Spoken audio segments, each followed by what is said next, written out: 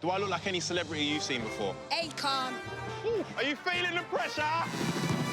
Oh, my... His shoes come off. What does he need to do to prove he's Raheem Sterling? My name is Munya Chihuahua. Ladies, let's make some music. Satirist, writer, and the Zimbabwean zeitgeist capturer. He's black. Yeah, granted. That doesn't make him Raheem Sterling. Although Britain might be great, one thing that isn't is racism. And the headline, it gives me my perception of somebody I've never met. The black experience in this country varies. Me saying that's Munya Chihuahua. Yeah, no. It's ignorance. Yeah. Some bits are superb, Do I look like Stormzy? No? whilst others are subpar. She's foreign. Yes. So I'm navigating my way across the country with some famous friends and my dog Scott I'm trying to be like you, dog. to showcase just how sensational black culture really is. Bin Laden or Zim Zimmer Young Yardie. So that maybe one day we're more concerned with cultural learning than attacking Sterling. Well, what's your favourite thing about the black culture? This is Race Around Britain. Today's guest is the Prince of Peckham and the most famous Harry since that geezer with the scratch on his head, Harry Pinero.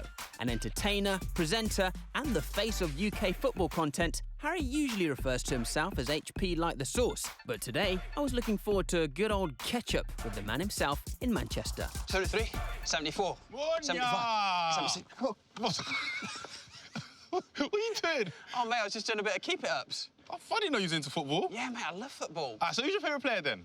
Oh, you know, Christopher Ronaldo. Sue. It's Sue. Yeah, I said that, mate. It's his mum's name. Keep up. Anyway, look, brought you to Manchester, Manny. Yes. Home of some of the most famous black players of all time, of our generation.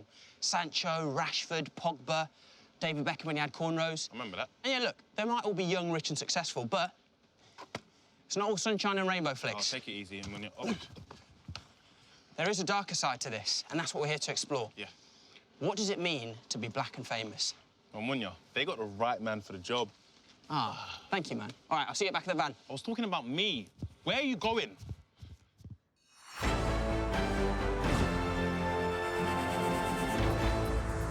Good evening. Barty Crease reporting live from Manchester, home to some of the world's most loved celebs, including Tyson Fury, H, and the white version of young T and Bugsy. There are, of course, some black celebrities, although their experience has been slightly different. Manchester United players Sancho and Rashford were subject to racist abuse seconds after missing their penalties at the Euros. Rashford's mural was defaced by a B-Tech Banksy, and Twitter was filled with more N-words than a Takeshi 6ix9ine track. Thankfully, however, the racists in the stadium weren't able to throw bananas, probably because Marcus had used them all to feed their children.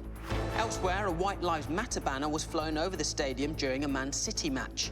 The plane was flown smoothly and professionally, ruling out Nigel Farage as a potential suspect. Nevertheless, for fans not in the Mile High Club, it was the first time they'd seen such a massive on a plane. Off the pitch and onto the press, Man City forward and professional T-Rex impersonator Raheem Sterling criticised the UK press for treating black players unfairly. A Daily Mail sports journalist confirmed that there was a tendency to focus on the physicality of black players, but the intelligence of white players. As a journalist with 20 years of experience, I personally disagree with the statement, but appreciate Raheem for raising the point. It was very big and strong of him. Nevertheless, it's not just Manny that can get a bit clanny. Black celebrities across the world have commented on the struggles of being black and famous. As Burna Boy once sang, it appears that in the journey against racism, there are still kilometers to go. Barty Crease, RAB News. So, Harry. Yes. Both of us are black. Black. OK, and have a relative degree of fame. I mean, look, Fame. we're being driven around by a white chauffeur.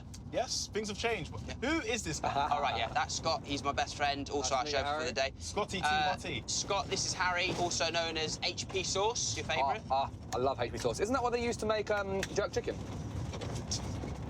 No. Lost his mind. I'm thinking of something else. Lost his mind. Harry, I see you and I see the future generation Yeah. of, you know, presenters. Yeah. Big things. Big things are going in. Now, that's going to come with fame. Yeah. And it's also going to come with black fame. Yes.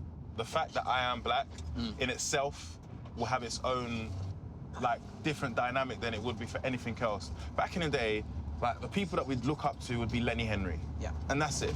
Things are changing now. Yeah. We've got YouTube, we've got all these places that are giving us room to actually excel. You do sometimes feel like, should I say that because of the colour of my skin? Or would I get away with, you know, being myself, being unapologetically black? And sometimes those things can kind of, you know, cast doubt over whether or not you should even be in the position that you're in. And that's why we're in Manchester. Yeah. I want to find out whether people know that's going on. Yeah. And just don't want to do anything about it, or are people completely unaware? Is that why you got your ball bags out, bro? That is why I've got my ball bag out, Harry, Hey. yes. In Manchester, home of football, the Yeah. Foos. So Scott has written some questions on footballs for us to ask people of Manchester. Scott, where are the questions? Oh, you want them written on those balls? Scott, man. Oh, No, I misunderstood. Sorry, guys. I hope we've got some wet wipes. With that, Harry and I hit the streets of Manchester, while Scott Googled how to remove permanent marker. Our mission was to find out whether the average citizen understood the added pressures of being black and famous. Do you think it's more pressure to be a black footballer or a white footballer, or is it the same? I think it's more pressure being a black person than a white person in any general... Do you reckon? In day-to-day life, yeah, not just football, yeah. OK, so Idris Elba. People don't like the idea of him being James Bond. Why? Because he's black. What? Yeah, but why? Why is that There's no reason, but that'll be why. Do you know about players taking a knee? Like, if they've had an injury? Oh, no, I mean, as in, like, taking the knee, like, to show solidarity for black people and black... Oh, yeah, I've seen that, yeah. So what's your views on that? Disgusting. You don't like that they do it? No, I think it's a lot of respect that they do that. Okay. I think it's disgusting about racism. OK. Sometimes in the media, black football players or black celebrities, they get confused. And we want to know, is it on purpose or is it because there's a deeper meaning behind it? There was that Tory councillor recently that compared, was it Rashford to, like, a rugby player? Yes. I think it's just sheer ignorance, man. And that's a fact, though, that we do get kind of mistaken for a lot of people, like Stormzy and Lukaku. Yeah. It's like, that's embarrassing still. It's embarrassing because they look nothing alike. Nothing alike. But... Have you ever, in your life, been mistaken for any famous people? Peter Kay sometimes. Yeah, I can see that. Do you ever get mistaken for a celebrity? Go on. Nelly Furtado, Can I call you Nelly Furtado? if you like. All right, Nelly. Have you ever been mistaken for Ed Sheeran? No, I'm genuinely asking. It's the hair, isn't it? It's the... Oh, my God. All right, when you look at me, do I look like any celebrity you've seen before? Name them. Akon. Akon? Whew. All right, why Akon specifically, though? You look like him, and you dress like him, and you talk like him. How do I talk? Polite. Do you think I look like anyone? Yeah, Who? Wes Nelson. Yeah, Wes Nelson. Wes Nelson. What is it about me that looks like Wes Nelson? You've got this, like, a similar style to him. You look pretty... You are? Similar style? Maybe not the top, but, like, he wears nice trainers and a little bit. So I look like Wes Nelson because my trainers don't have any creases in them? No, just to clarify, is that what you're saying? Yeah. Fine, OK. Do I look like Stormzy? No. No. OK, all right. That's like me looking at your T-shirt. That's Will Smith. And me saying that's Munya Chihuahua. Yeah, no. It's... Ignorance. Yeah, Munya is not that good looking. No. Goodness gracious me, the people of Manchester. Yes. Can't believe I'm sat next to Akon. Yo, wow. The lookalikes thing is quite funny, isn't it? Yeah. Do you know what's so crazy? Online, I get mistaken for Fikayo Tomori. Now, he's an English player that now plays for Nigeria, but he also plays for AC Milan. We don't all look the same because we have beards and fades. Do you know what I'm saying? In all seriousness, I have actually been at a festival with a girl for half an hour. I had to talk about JLS because she wouldn't believe I wasn't in JLS. She genuinely thought you from JLS? Afterwards, I Googled Aston and I thought, I do not look like this man. He's got a fringe. Yeah. Barely got a hairline. You know, how can you make... Look, you don't need to comment on that, Harry. Sorry. And it just makes you think, look, when it's 80-year-old Margaret getting... Margaret! You think, you know what, innocent mistake. Yeah. I get it, it's fine. But when it's whole teams of journalists getting big dollar, is it an innocent mistake or is something sinister at work? Light bulb moment! Do you know what we should do? Sorry, I had to. Look, light bulb moment. Why don't we get a famous celebrity football lookalike, put them in front of the public, and see if they can guess the difference? I know someone who looks exactly like Raheem Sterling. You've just been saying we're not allowed to say that. Scott, just face front, man. I'm confused. Drive the... Where did you find this guy? It's a great idea. Thank you. Scott, just drive. After a few phone calls, we had found a man who played a very convincing Raheem Sterling, or Ainsley Harriott, depending on which journalist you asked. Dressed as Sterling's suave agents, we set up a fake book signing in the hope of deceiving some Man City superfans. If even normal people could tell the real Raheem from his #1 lookalike, surely the leading tabloid journalist could hack it. After all, it was their speciality. Sorry? Jonathan, hello, mate. You're right, how you getting on? Nip in, book signing, maybe a quick photo, and then... Great, that. Yeah? Yeah, nice, All right, mate. You know what team he plays for? Manchester City. United. Yeah? Yeah. In you come, mate. There we go, guys. Tom, this is Tom. How you doing, Tom? You okay? Good. Nice to meet you, pal. Good. What's happening? Not a lot. Big City fan? United. Oh, United. But big Sterling fan, though, right? Yeah. That's not Raheem. This is not even a real Raheem Sterling, this one. Ready for the game today, then? Yeah, I'm ready, mate, yeah. Unlucky Raz ain't playing today, man. Yeah, no. Lookalike.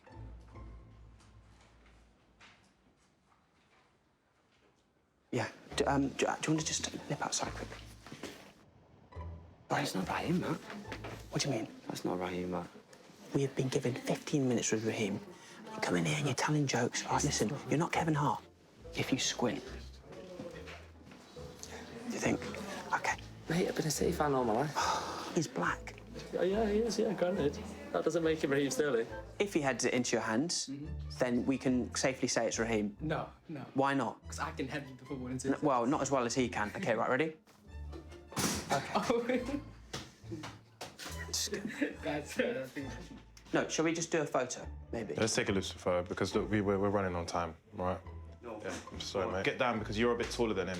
Yeah. City on 3, 1, 2, 3. City. Man City on 3, 1, 2, 3. Man City. Do the run. Just run, walk towards us doing the hands.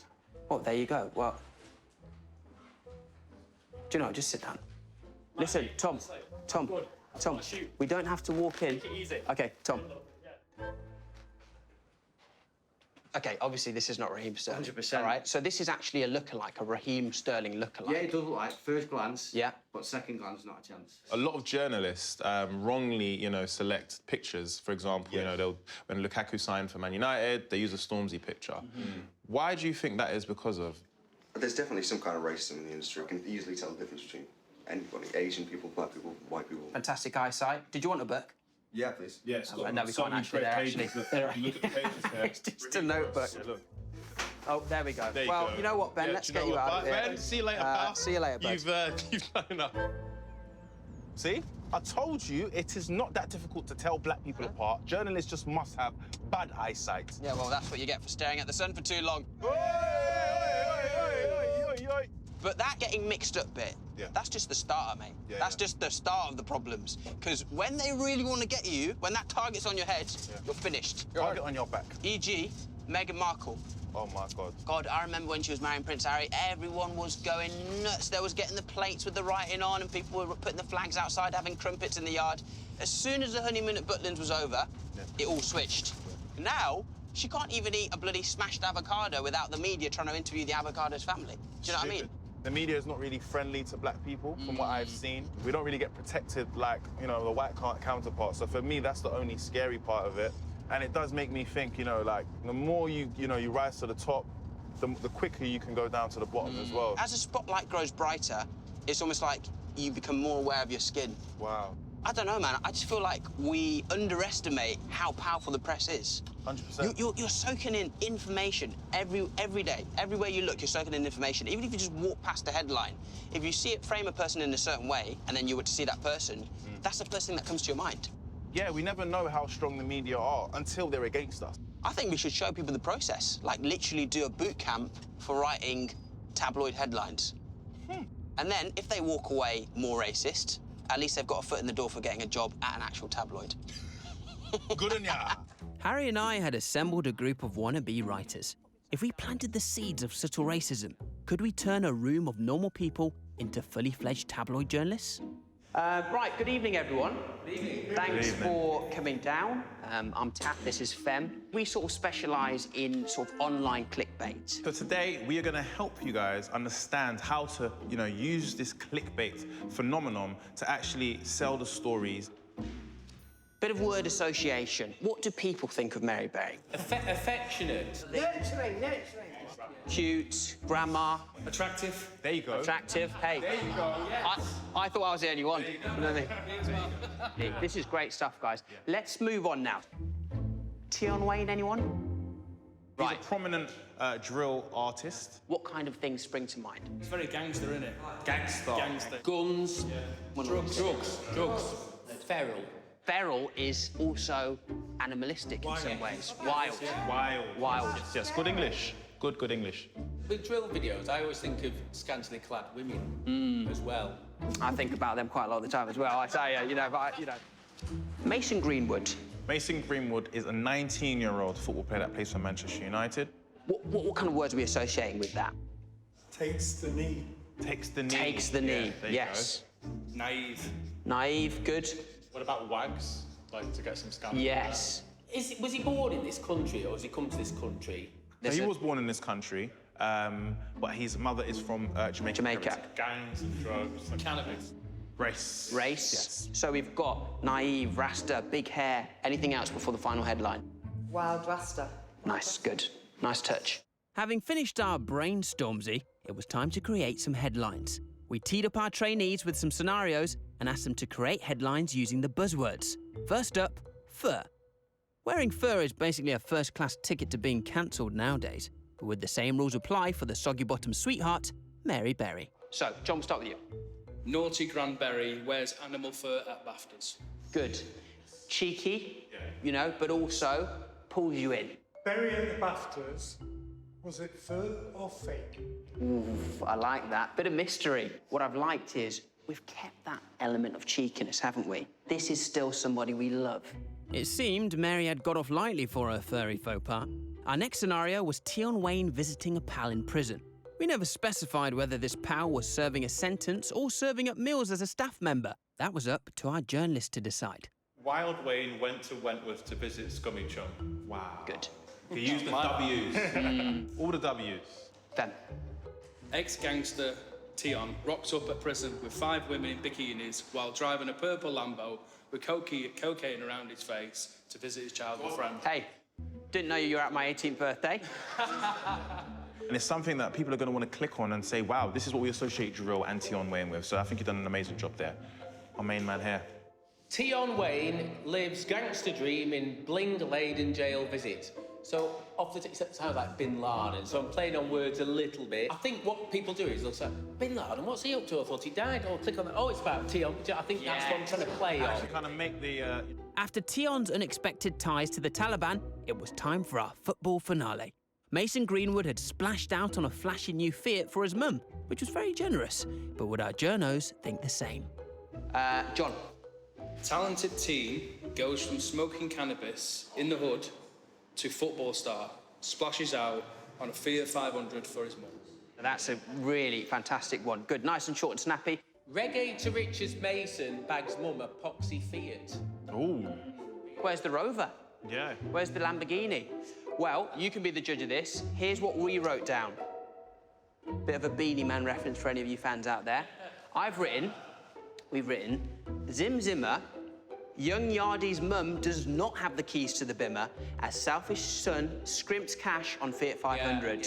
Yeah, it's emotive, isn't it? Yeah?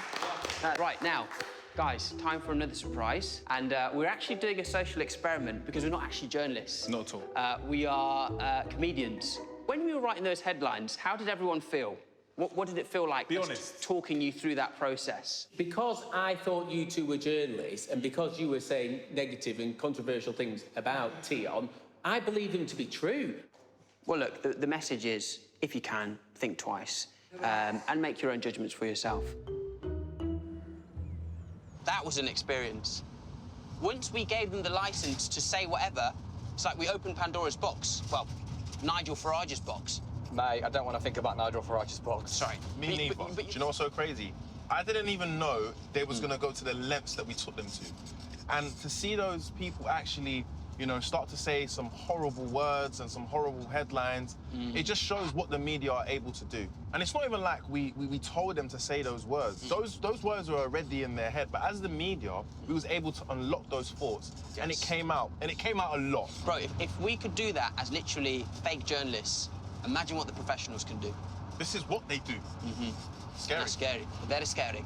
Right, so now we're on to the final phase, the pressure. Yeah. As a black celebrity, if you do well, it'll probably get spun against you. Yeah. If you do badly, it's going to be 10 times worse for you. 100%. I think you can only look at what happened in the Euros with the boys that missed the penalties, Saka, Rashford and Sancho. I mean, these guys are doing amazing jobs. Rashford, even more importantly, is doing amazing jobs in the community. Yeah. They missed 3 penalties together, and we already knew what was going to happen. And if you put most people in that position, they're going to break under pressure because it's not easy to do.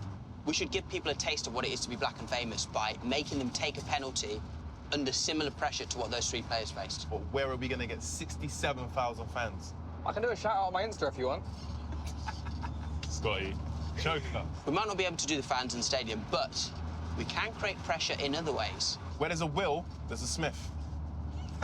What? Sorry, Scott, that was one of your jokes. Where there's an Ollie, there's a Mers. Harry and I were on a mission to recreate the Euros penalties. We secured a pitch easily enough after a groundskeeper recognised Harry and said he really enjoyed his set at Glastonbury. Now all we needed was a couple of pundits to get the pressure-filled party started. Hello, people. My name's Harry Pinero. And I'm Amy Carragher. And welcome to Pressure Penalties. We're going to be taking penalties under pressure. Absolutely. Looking forward to seeing some fresh young talent on the field today, hoping to find the next McDonald's. Let's get into it. We had the pundits, and after some intense flying outside Sports Direct, we had the players. A group of Manny Mandem who'd spent so much time in the box, even Trey Songz was jealous. These lads might have had 99 problems, but pressure on the pitch wasn't one. Pressure every day, that's my breakfast, lunch and dinner. Pressure don't bother me at all. I invented pressure. If it wasn't for me, pressure wouldn't exist. Whatever they throw at me, I'll deal with it very, very well, I think. It was clear these lads were more relaxed than the FA's policy on racism, so it was time to crank up the pressure. To start, we had 2 keepers, 1 ball. Definitely don't Google that. First penalty taker, please. Oh, he's pinged that one away as well. He's absolutely slapped that one, innit? It's absolutely rocked the goal. Do you know what pressure is, pal? Very confident lad, the way he's putting that ball on the spot. Look at that. Just give it some time, all right? Let the ambience hit ya. Yeah, don't pass out now. All right, let's go. Oh, no! He skied it! Sky Digital, mate.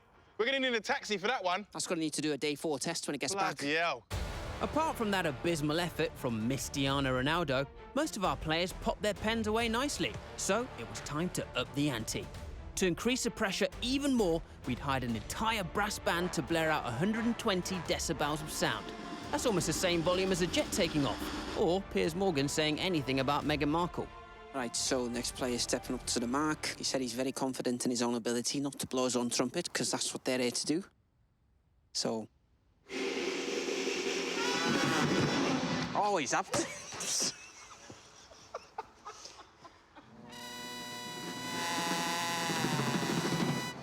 Oh, my goodness me. His shoes come off.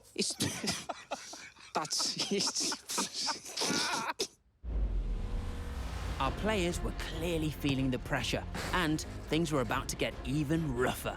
The lads would now need to take a penalty just centimetres away from 3 ravenous attack dogs. Understandably, they were petrified. I hadn't seen this much nail-biting since the Paul Scholes video. You didn't think that was happening, did you? Who let the dogs out? We did. And those dogs are absolutely chomping at the bit. That probably looks like a nice steak and kidney pie to them, doesn't it? Are you feeling the pressure? Hey, Oh, he's skied it. He's absolutely skied Peter it. Shankly! Peter Shankly! Take it in! Take all it the all in. ambience! I mean, he must smell a pedigree because these dogs have gone absolutely wild. Lost a few brain cells there. Yeah, he's laughing, isn't he? Faster, mate! I ain't got all day! Oh, God, no! In the middle. Right in the middle! I don't think I've seen anything as bad. At this point, our players were missing pens left, right and centre, with most of them Foden under pressure and throwing in the towel. one lone player remained, meaning it was time to apply maximum pressure. As if 2 keepers, 3 attack dogs and a brass band wasn't enough, we threw in some oversized clown shoes and an army of water balloon throwing, Nerf gun firing football hooligans. Oh, and me and Harry.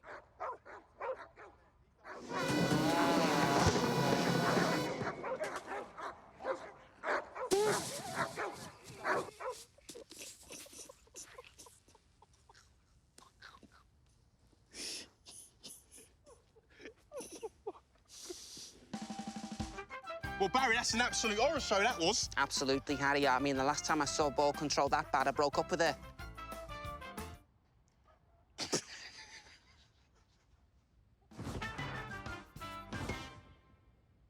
Obviously saw that, you know, with all the noise, with everything, it's a lot of pressure. We were thinking of ways to recreate the pressure from the Euros penalties, and we couldn't. Clearly. There's actually nothing that can compare to it. Anyone will feel that pressure, man. No matter how much you get paid weekly, no matter how much training you do, knowing that a whole country is on your back, especially with the skin color, knowing that once you miss, everyone's gonna come at you. It took a lot of courage for them, as young as they were, to take that penalty for the country. Do you reckon it would have been the same response, say, if, you know, a Kane or a Foden, if they'd have missed, do you reckon they would have had as much backlash? I actually do, yeah. I remember when Beckham got sent off in the World Cups a few years ago, and he got absolutely crucified when he came home. Me personally, I think it could have been anyone. If you miss a penalty and you're Beckham or whoever, you can go, right, cool, well, I can change my penalty-taking technique, I can do more, I can train more. But if the criticism coming at you is you're black, what can you do? Your skin. Yeah. That's the main difference. But, boys, look, you put in a good effort. I mean, I say good effort. Some of you did. Some of you did. 50 laps, off you go. Here we go, come on, off you go, let's go. Oh, and I says to him, Gaffer, there's no way that's a red. Do you know what I mean? Oh, man. Anyway, what a trip, eh? Probably one of my best trips to Manchester ever. Bro, think about it. We found a fake Raheem Sterling. Yeah. We tricked people into thinking we were journalists. Yeah. And we did pressure penalties with a brass band and 3 rabid dogs. Who would have thought? I hope that we sort of taught people in Manchester that being black and famous shouldn't be harder than being any other type of famous. Do you know what I mean? And the next time, in a few months, when one of us gets mistaken for Ainsley Harriott, at least we know it won't be here. Ah, do you know make what I mean? sure. Well... Anyway, bud, you know what? I'm going to give you this. There you go. Well, I thought you was going to drop me... We're going a different route, so just, mate, you know, you're connected, you know footballers. Come on, bro. Oh, mate, come on. No, I've seen you on YouTube. Oh, Pogba! You know, just get him to give you a lift in his little Lambo. We are winning. Yes, we are driving. As Ronaldo... are walking. Thank you, Scott. As Ronaldo would say, see you soon. Oh, come on. Munya. Sorry, mate, sorry. See you later, Harry.